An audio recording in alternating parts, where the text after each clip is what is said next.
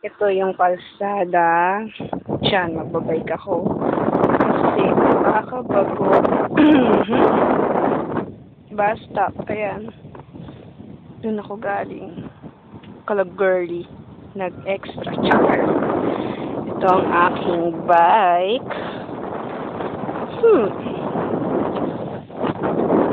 Ganda, diba? At ako naman ako.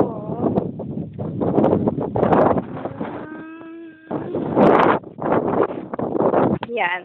For the meantime, maglalakad muna tayo kasi malubak at baka mapano pa ako. Char! Ayun yung simbahan. Uy, saan ka na? Kita mo? Liwanag eh. Init na ng sikat ang araw pero ang lamig pa rin ang hangin. Oh! Ah! Wait lang. Okay. Yan. Ang ganda ng paligid, di ba? Naririnig mo ba yung simoy ng hangin?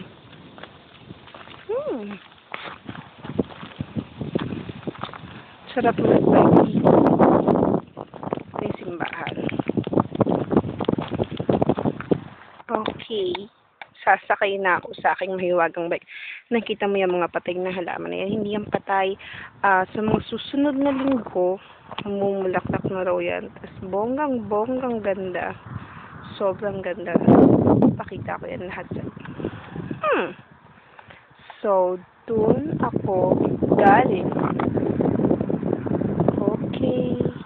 Magbabike na ako. Dito daw yung school yan, Deyas. Hindi pa ako nakapunta eh. Oops, may ahas ng laki.